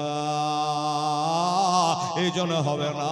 ওই দেশের মানুষেরা গিরগিটির মতো রং বদলে দেয়, ওরা মুখে এক বলে কাজে আর এক করে। ওই দেশের মানুষ আপনার বাপকে ছাড়েনি, হত্যা করেছে, আপনাকে ছাড়বে? এটা হবে না। কাজে আমরা আলী হারিয়েছি, নবী হারিয়েছে, মা ফাতেমাকে হারিয়েছে, আমরা হোসেনকে হারাতে পারবো না। বাবারা, আমার মা বোনেরা তখন বললো দেখো এবার চিঠিগুলা, এতগুলা চিঠি লিখেছে, না গেলে হয়। তখন তারা বললো শোনো, আপনাকে ডাইরেক্ট যাওয়া লাগবে না, আমাদের মধ্যে হইতে কেউ একজন যা। ওই দেশের মানুষেরা পরিবর্তন হয়েছে নাকি, আগের মতো স্বভাব চরিত্র আছে, একবার কেউ আবহাওয়াটা জেনে আসো। উনি যাওয়ার পরে আবহাওয়া বুঝে একটা চিঠি লিখবে, তারপরে আপনার রওনা দেবে। হোসেন বলল ভালো, নবীর সাহাবী আপনারা কত মানতে হবে, নবীরা যার সাহাবী তার নাজম, নবীর সাহাবীর আসমানের তারা সহ মতো, তাই আপনাদের কথা ফেলে দিই কি করে, অমান্য করি কি করে? ঠিক আছে তাই হবে, কিন্তু দেখেন মুখে বলা সহজ, কাজে নামা, ফিল্ডে নামা খুবই শক্ত কঠিন। তো তাহলে কে যাবে বলেন তো? ওই দেশের মানুষ ভালো না, জানে শুনে জান দিতে কেটা যাবে? কে যাবে? একজনে দাঁড়িয়ে গেল আমি যাব, যাকে মার একটা ফেলে দেয়, আমাকে দেখ আমি যাব। ওটা কে ছিল জানেন? কার বেটা? ওইটা কি? উনি হচ্ছে আমার হোসাইনের আপন চাচার বেটা। আমার হোসেনের বাপেরা ছিল 3 ভাই, রেকর্ডিং হচ্ছে। হোসাইনের বাপেরা 3 ভাই, একটা হচ্ছে বাবা জাফর, একটা উকাইল, আর একটা হযরতে আলী। 3টা হলো। এই যেদিন হাত তুলে দাঁড়িয়ে গেছে আমি যাব, ইনি হলো আমার হোসেনের একটা চাচার বেটা, হযরতে উকাইলের বেটা, হযরতে ইমাম মুসলিম রাদিয়াল্লাহু তাআলা আনহু। আমি যাব, যদি মারে দেয়, কেটে দেয়, শহীদ করে দেয়, কতল করে দেয়, দেবে, কিন্তু হুজুর আপনাকে যাওয়া লাগবে না। জেনে শুনে হোসেনের মহব্বতে জান দিতে যাচ্ছে। ঠিক আছে, তুমি যখন যাবো বলছো তাহলে যাও। বলে হুজুর এখন যাব না। এই তো এখন যাব না, তুমি আবার টাইম পাস করছো, কখন যাবা? হুজুর সকালে যাবো, কালকে ফজর পড়ে সকালে বেলায় যাবো। তাহলে এখন গেলে কি হবে? দূরের রাস্তা, সকালে বাড়িয়ে যাও। না হুজুর, বাড়ির কথা না হুজুর, রাতখান কত বড়, এই রাতখান থেকে কি করবা? তুমি এখনই বাড়িয়ে যাও না, বিকেল টাইমে। না কাল সকালে যাবো হুজুর। কারণ? বলে কারণ হচ্ছে হুজুর এটা বুঝবেন ভালো করে, রাতে নিন্দ পড়ার লেগে যে দূরের রাস্তায় যাবে, বেশি করে নিন্দ পড়ে দেবো, তার লেগে লয়। কিসের জন্য বাবা রে? আমার মা বোনেরা গো, ইমাম মুসলিম বলে হুজুর আমি আজকে রাতটা এই জন্য থাকবো, এমন দেশে যাচ্ছে হুজুর, আমার জানাজা হবে বলে কোনো গ্যারেন্টি নাই, আপনার সাথে আবার দেখা হবে বলে কোনো আমার গ্যারেন্টি নাই। ও গো ইমাম হোসাইন, তাই মনে করেছে জীবনে কি করেছি না করেছি অত লিখে পড়ে রাখিনি, আজকে রাতটা মক্কাতে কাটাবো, আর ফজরের নামাজ আপনি হোসেন আপনার পিছে আমি আদায় করে বাড়াবো। ফজরের নামাজটা আপনি নবী নন, নবীর নাতি, আলী নয়, আলীর বেটা। এই জন্য আপনার পিছনে নামাজ পড়লে আমার নবীর পিছনে পড়া হবে, আমার মনের আশা পূর্ণ হবে। এই কারণে ফজরের নামাজটা আপনার পিছে পড়ে আমি নাস্তা পানি করব না, দেরি করব না, একবারে বেরিয়ে আমি চলে যাব কুফা। ঠিক আছে, তোমার মনে যখন গাইছে তাই করবা। রাত গেল, ফজর হলো, আজান হলো, জামাত হলো, নামাজ হলো। এবার বলছে হুজুর তাহলে আমি যাচ্ছি, হুজুর আমার জন্য দোয়া করবে, হতে পারে জীবনে এটাই শেষ দেখা। এই বাবারা মায়েরা, এটা জলসা জীবনে হতে পারে আপনার আমার জীবনে শেষ রাত্রি রে বাবা। সুবহানাল্লাহ। তাই বলে হুজুর আর দেখা হবে না, দেখা হবে কাল হাসরে। এই কথা বলে খোদাকে স্মরণ করে এবার ঘোড়াতে চড়ে নিল বাবা। ঘোড়ার লাগাম টেনে দিয়েছে, রেখাবে পা ঢুকিয়ে দিয়েছে, খালি লাগাম টানতে খালি দেরি, লাগাম টানতে দেরি। দুই পাশে দুইটা ইতিম এসে দাঁড়িয়ে গেল। একটা নাম হলো মোহাম্মদ, একটা নাম হলো ইব্রাহিম। একটার বয়স হলো 8 বছর, একটার বয়স হলো 6 বছর, কেউ বলেছে 8 বছর 10 বছর। এই দুইটা বাচ্চা ছেলে ঘোড়ার আগে দাঁড়িয়ে গেল। কানো লাগাম, দেখি তোমার ঘোড়া যায় কি করে আমাদের বুকের উপর দিয়া। আব্বা গো কোথায় যাচ্ছেন ঘোড়ায় চড়ে? বলে বেটা এখান থেকে 400 মাইল দূর, কোফা শহর অনেক দূর, আমি এখন কোফা শহরে যাবো রে বেটা। ছেলে দুটো বললে হ্যাঁ যাবেন, যান, তবে একলাই যেতে দেবো না, আমরাও যাবো। এই তো ভেজাল বাঁধা। হ্যাঁ, তোদের যাওয়া হবে না রে বেটা? বলে না, যা হবে আমার যেতেই হবে। কেন?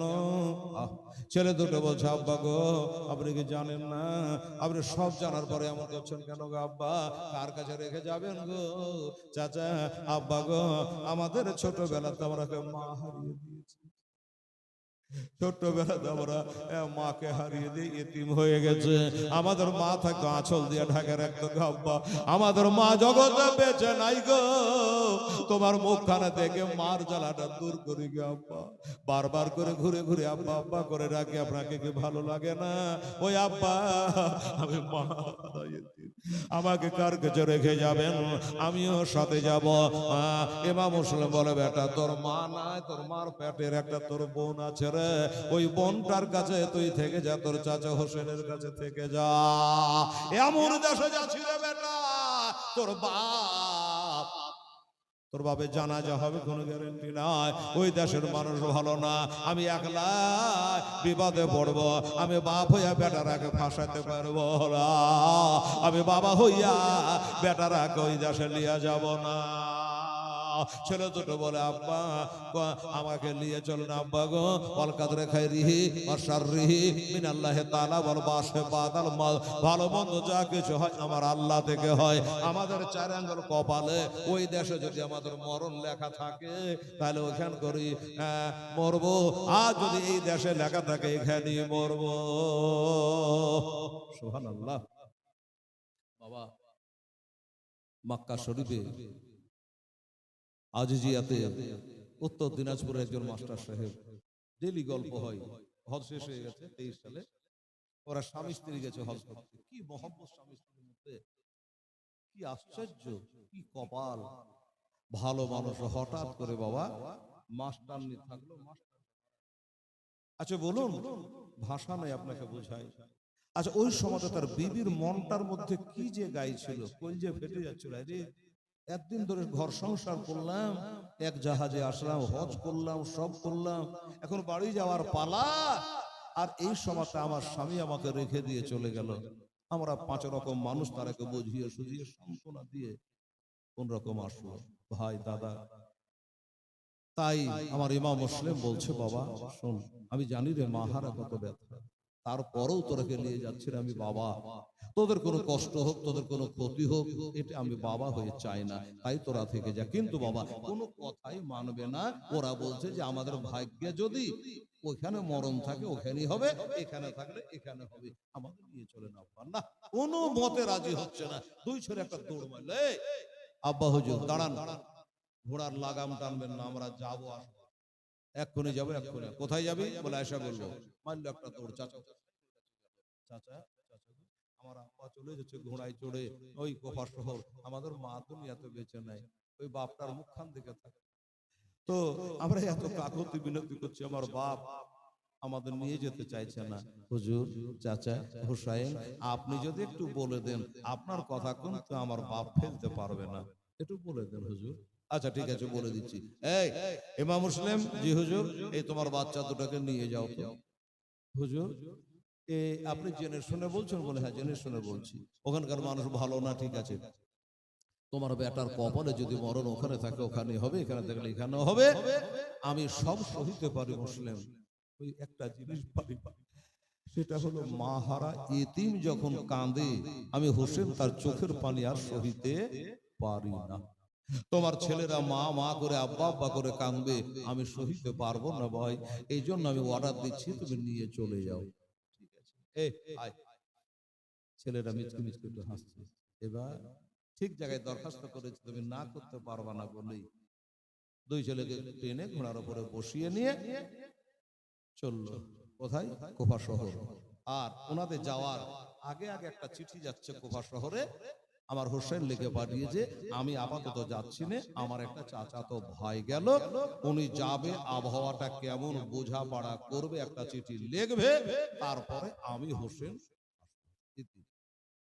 ইবনে আলী।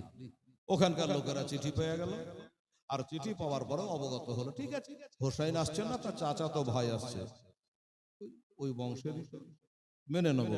এই মেনে নিব বলে বাবা তারা কিন্তু রাস্তায় অপেক্ষা করে, আজ আসবে কালে আসবে করে বাবা গো, ও ভাইরা মা দাদুরা, এই করে অপেক্ষা করতে করতে করতে করতে করতে করতে বাবা একদিন দেখলো ওরা আসে, সকালবেলাতে আসে, সন্ধ্যা হয়, আবার তারা ঘরে চলে যায়, আজ আসলো না কাল আসবে, আবার সকালে আসে, সন্ধ্যায় চলে যায়, দূরের রাস্তা, আজ আসলো না কাল আসবে, এই করতে করতে করতে হঠাৎ করে বাবা একদিন সূর্য ডুবু ডুবু এই সমাজে যেন ঘোড়া ছুটে চলে আসে, ধুলাতে একবারে আধার করে দিয়েছে, ধুলা বাড়িতে আধার করে দিয়া ওই মক্কা শরীফের দিক থেকে একটা ঘোড়া আসছে, কুফার লোক গলা বলে, ওরে বসে থাকিস না, দাঁড়িয়ে যা, ওরে দাঁড়িয়ে যা, আমার মা ফাতেমার ঘরের লাল আসছে রে, আমার হোসাইনের চাচাতো ভাই ইমাম মুসলিম চলে আসছে, ইস্তেকবারের জন্য, সম্মানের জন্য দাঁড়িয়ে যা।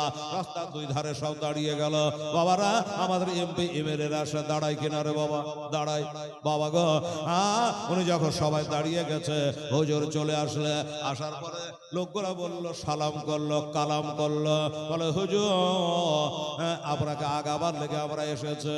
আচ্ছা হুজুর এটা কথা, চাঁদ হার মেনে যাবে, এই বাচ্চা দুটা কার হুজুর, এত সুন্দর ছেলে দুটো কার? আমার ইমাম মুসলিম বলে, বাবা এই ছেলে দুটো আমার, এদের মা জগতে বেঁচে নাই, এই জন্য তার কাছে রেখে আসবো, তাই তারাকে সাথে করে চলে এসেছি। বলে খুব ভালো করেছে, একটু দেন না হুজুর, কোলেলি একটু আদর করি, একটু চুমো খাই, একটু দেন না হুজুর। বাবা রে, ওরা কাড়াকাড়ি করে, দুইটা ছেলে, হাজার লোক, কজনের চুমে খাইতে দিবে বলেন তো বাবারা?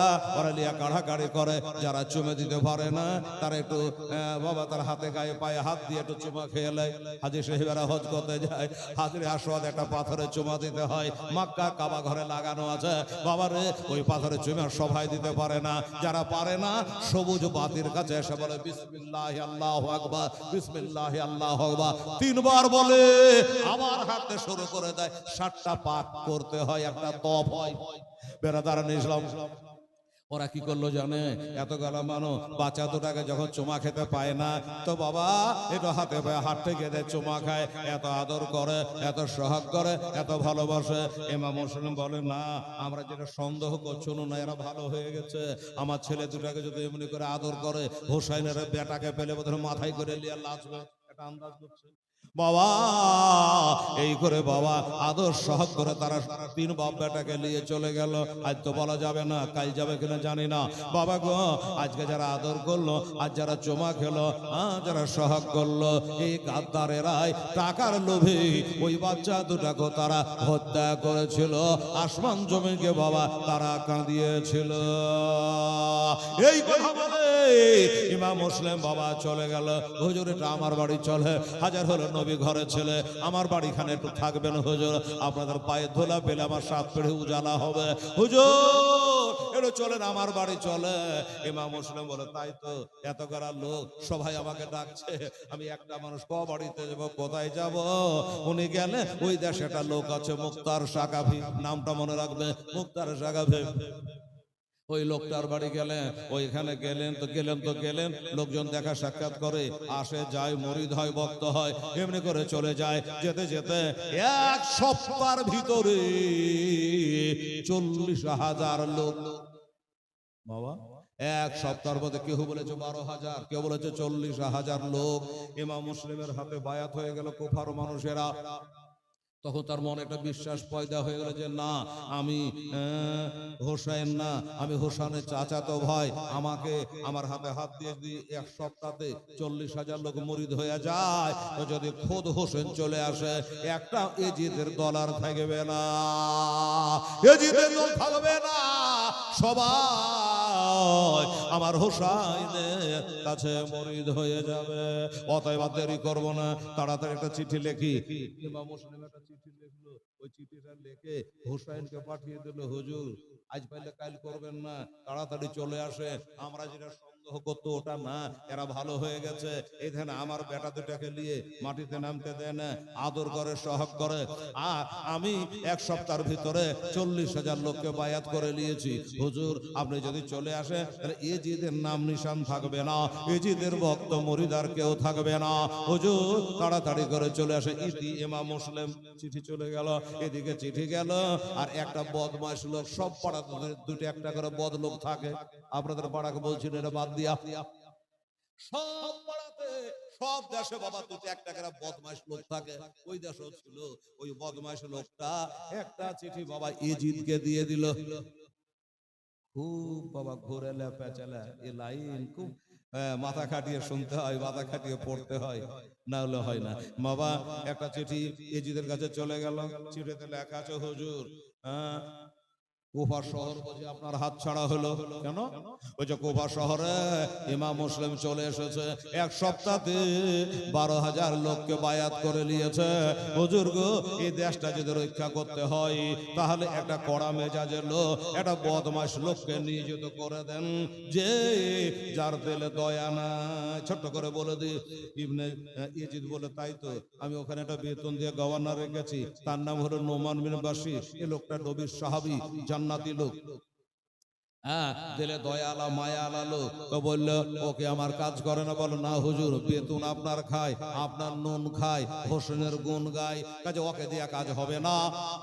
এরকম একটা মেজাজি লোক। তখন কি করেছিল জানেন? ওবাইদুল্লাহ ইবনে জিয়াদ, জিয়াদের বেটা ওবাইদুল্লাহ, জিয়াদের বেটা ওবাইদুল্লাহ মারজানার বেটা, এর বাড়ি হলো বুসরা শহরে। এই বুসরা শহরে ইবনে জিয়াদকে বাবা এই জায়গাতে করে দিল, তুমি যাও আর ওইখানে পৌঁছানোর পরে তোমার প্রথম কাজ হলো ইমাম মুসলিমকে ধরে খুঁজে বাহির করা, যেখানে থাকে না কেন খুঁজে বার করা, বার করার পরে আমার নামে বায়াত করা। ইবনে ইজিদ বলছে আমার নামে বায়াত করা, যদি বায়াত হয়ে যায় ভেজাল শেষ, আর যদি বায়াত না হয় আমি ইজিদ অর্ডার দিচ্ছে তার শিরচ্ছাদ করে দাও, হত্যা করে দাও, অর্ডার করে দিয়েছে। ইবনে জিয়াদ চলে আসলো, চিঠিখানা বার করে গভর্নরকে দিল। এই চিঠি লাও। কিসের চিঠি? ইজিদের চিঠি। পড়ে দেখছে, তুমি এর থেকে বাদ, এখানকার চেয়ারের মালিক আমি। হ্যাঁ, আমি কি অন্যায় করলাম রে ভাই? কোনো সময় নেই, বলা নাই, কখনো হঠাৎ আমি গভর্নরি থেকে বাদ হলাম কেন? বলছে তুমি জানো না তোর বাহুতে বল নাই, তালোয়ারের শান নাই, তুমি থাকতে 40,000 লোক ইজিদের লোক কেটে গেল, আর হোসেনের নামে বায়াত হয়ে গেল কেন? তুমি তালোয়ার কেন চালাতে পারো না, বাধা কেন দেও না? এই কারণে তোমাকে সরিয়ে দিয়া, তোমাকে মজ্জাল করে এইখানকার হাকিম আমাকে বানানো হয়েছে। নোমান বিন বাশির বলল, এমন চারে থুথু ফেলি, এমন চারে লাথি মারি, যেই চারে হোসেনের সম্মান করে না, যেই চারে আমার নবীর নাতি হোসাইনকে ভালোবাসে না। এই বলে চেয়ার ছেড়ে দিল বাবা, আর ওই চারে বসে গেল ইবনে জিয়াদ। ইবনে জিয়াদ গভর্নর হয়ে গেল। এবার আর প্রথম কাজ হলো ইমাম মুসলিম কোথায় আছে, কার বাড়িতে আছে খুঁজে বাহির করা। তবে আপনারাকে বলে দিন, কার বাড়িতে ছিল? মুক্তার শাকেফির বাড়িতে। কিন্তু ইমাম মুসলিম দেখলেন যে না, এই লোকটা ভালো, কিন্তু ভবিষ্যৎ ভালো না, আর বাস্তবিক ভবিষ্যৎ ভালো না। এই লোকটা নবীর আহলে বায়াতকে খুবই ভালোবেসেছে, ভালো কাজ করেছে। লোকটা মরার আগে নিজেকে নবীর দাবি করেছে, নাউজুবিল্লাহ। মরার আগে মুরতাদ হয়ে মরেছে। এই কারণে বলল না, এই বাড়িতে থাকা যাবে না, এই বাড়ির মতিগতি ভালো লাগছে না। তখন ইমাম মুসলিম রাদিয়াল্লাহু তাআলা আনহু ওই মুক্তারের বাড়ি থেকে চলে গেছেন। ওই কুফা শহরে একটা লোক ছোট হে আলিফ হানি, এই হানির বাড়িতে তিনি চলে গেলেন। হানি আল্লাহ ওয়ালা ব্যক্তি ছিল, নবীকে পাঁচ পাঞ্জাবকে মাননে वाला ছিল, তাই সে হানির বাড়িতে তিনি আপাতত আরাম করছেন। বাবা ওইখানে থাকলেন। আর ইবনে জিয়াদের লোক কিন্তু চারিদিকে খোঁজাখুঁজি আরম্ভ করেছে, ইমাম মুসলিম কোথায় আছে। ওরা গোটায় রাত আজকে খুঁজুক, কালকে আপনাদেরকে বলবো। আজকে 12টা বাজছে, আগে বাড়ছে না, দোয়া খায়ের আছে। বেরাদারান ইসলাম, তাহলে আজকে কি হলো? ইমাম মুসলিম রাদিয়াল্লাহু তাআলা আনহু হযরত হানি রাদিয়াল্লাহু তাআলা আনহু বাড়িতে তিনি অবস্থান করছেন। এতটুকু বলেই বাবা আজকে সমাপ্তি করছি। আগামীকাল তারপরে থেকে আল্লাহ যদি বলান, রাজি থাকেন, প্রতিকূল দুর্যোগ কোন রকমের বাধা বিঘ্ন না হয়, তাহলে হবে। আজকে শুরু প্রথম রাত্রি। আমার মা বোনেরা অনেকে হয়তো ভাবছে কে জানে হিলাল আসবে কি আসবে না, আসছে কি আসেনি, এই যে একটা মনের মধ্যে ধানাই ফানাই, এই জন্য রান্না বাড়া এটা ওটাতে লেট করেছে। আজকে আবার মা বোনেরা নিজের কপালে চোখ দিয়ে হেলালকে দেখে নিল। কালকে দিনের বেলা থেকে কাজ কাম সারবে, আপনারা সকালে সকালে আসবেন। আর আমার দাদা ভাইদেরকে বলবো আপনারা সকালে সকালে করে কালকে আসার চেষ্টা করবেন। আমিন ওয়া আখিরে দাওয়ানা আলহামদুলিল্লাহ রাব্বিল আলামিন। ইয়া নবী সালাম